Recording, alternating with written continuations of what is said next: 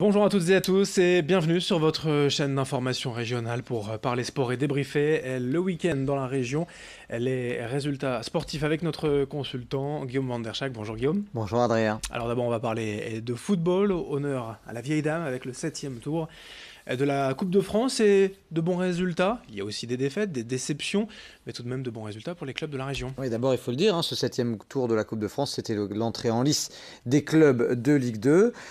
Et du coup, le Racing Club de Lens a éliminé son voisin d'Artois, Boulogne-sur-Mer. Le Racing a ouvert le score par Pérez à la 54e, mais l'USBCO a égalisé grâce à Idaza et à la 76e. Et du coup, il a fallu aller en prolongation. Un doublé de Jules Keita a permis aux 100 erreurs d'assurer l'essentiel, mais ils ont un petit peu souffert face aux Boulonnais.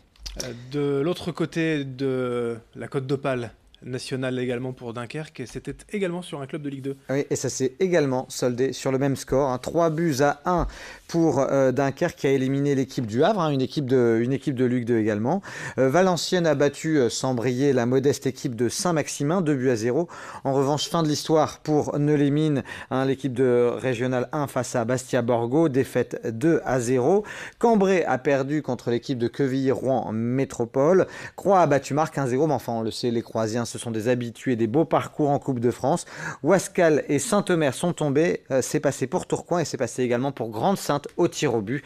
Donc voilà un petit peu pour les principaux résultats de ce septième tour de Coupe de France. Le tirage au sort du huitième tour dans quelques jours. On vous tiendra bien sûr informé de l'avenir de nos clubs régionaux. Enfin, un mot de foot féminin également, Guillaume. Oui, on le sait, la saison dernière avait été difficile pour l'équipe féminine du LOSC. Cette année, elles sont en deuxième division et ça se passe plutôt pas mal. D'ailleurs, ce week-end, les Lilloises ont fait match nul face à Saint-Etienne, 2 buts partout. C'est un très bon résultat parce que les filles du LOSC affrontaient le leader de deuxième division et qui n'avait jusque-là signé que des victoires. Les Stéphanoises, 8 matchs, 8 victoires. Donc c'est leur première contre-performance pour Saint-Etienne, un match nul. Et puis du côté du LOSC, elles sont quatrième du championnat avec le bilan suivant, 5 victoires, 3 nuls et une seule défaite.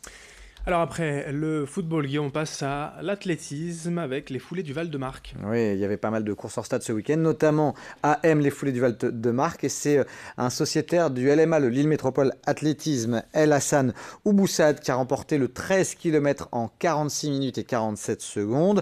Du côté, toujours dans la métropole lilloise, du côté des foulées lossoises, c'est bien Mohamed Ben Ammar du Lille Running Team qui l'a remporté en 33 minutes 15. C'est un joli chrono. Un mot aussi concernant le Boulonnais, Jimmy Gressier. Oui, bien sûr, on le sait, la saison des crosses a redémarré. À noter la belle performance donc de Jimmy Gressier au cross d'Allonne dans le Maine-la-Sarthe. Il termine quatrième, mais premier du contingent français, directement qualifié du coup pour les championnats d'Europe de cross espoir, dont il a le titre européen, on le rappelle. Jimmy Gressier qui continue bien sûr de briller, le Boulonnais qui continue d'enchaîner les bons résultats. Un mot de volley en Liga, c'était le choc à Tourcoing samedi soir. Ouais, on espérait un bel exploit du côté des Tourquenois qui ont réalisé jusque-là un superbe début de saison. Malheureusement, ça n'est pas passé face à la grosse cylindrée, l'équipe de Rennes. Ils ont perdu la première manche 24-26. Ils se sont imposés dans le second set 25-22, mais ensuite 23-25 et 18-25 pour l'équipe bretonne. Malgré tout, les Tourquenois sont toujours très bien au classement et Rennes est toujours très solide leader. Ouais, c'est déjà un beau début de saison effectivement pour le TLM. Tourcoing qui jouera d'ailleurs dès ce mardi soir à Nantes pour espérer rebondir le plus vite possible en Liga après cette défaite. Après le volley, on reste en salle avec le basket et d'abord la pro à la Jeep Elite. Ouais, c'est la gifle du week-end, clairement, l'équipe du Portel qui a énormément souffert face à Orléans. Orléans qui en plus est un concurrent direct pour le maintien. Défaite 110-62. Donc autant dire que la défense des joueurs du Portel a complètement été dépassée par cette armade orléanaise. Le Portel doit vite réagir parce que toujours seulement 2 victoires au compteur en 10 matchs. Ils sont bons derniers de Jeep Elite. Du côté du BCN, malheureusement, après une bonne victoire lors de la journée précédente, une défaite ce week-end à domicile face à Chalon-Reims 71-74. Le BCM est 8e avec le bilan 5 victoires, 5 défaites. Et pour revenir quand même sur le Portel, c'est d'autant plus surprenant que le SSM avait battu le leader à domicile juste il y a quelques jours et là il s'écroule d'un seul coup. un peu le yo-yo que fait le SSM. Là. Ouais, mais on le sait, hein, dans leur chaudron, tout peut arriver. Par contre, en déplacement, le Portel, c'est quand même un petit peu limité face aux autres équipes de Pro A. On va parler aussi de Pro B, Adrien, Bien parce sûr. que ça se passe plutôt bien du côté de nos équipes de Pro B. Denain a battu Fos-sur-Mer 87-70.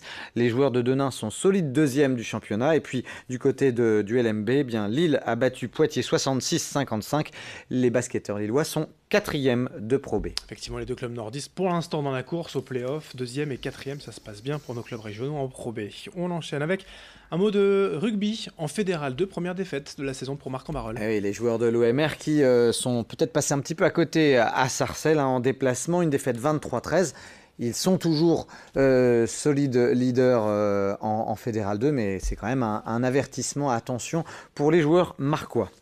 Et puis quelques infos en bref, Guillaume, pour terminer. Oui, surtout une info, vous annoncez les sites qui ont été retenus dans le cadre des Jeux de Paris 2024, hein, les sites qui, dans la région des Hauts-de-France, serviront de base arrière à ces Jeux, pour notamment d'autres équipes qui viendront s'entraîner dans la région des Hauts-de-France avant d'aller au JO de Paris. Eh bien, a été justement retenu le fameux chaudron du Portel.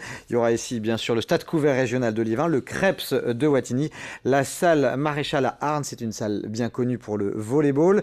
Le complexe régional à Aire-sur-la-Lys, où là on joue beaucoup au badminton. Et puis bien sûr, pour le cyclisme sur piste, le Stab à Roubaix.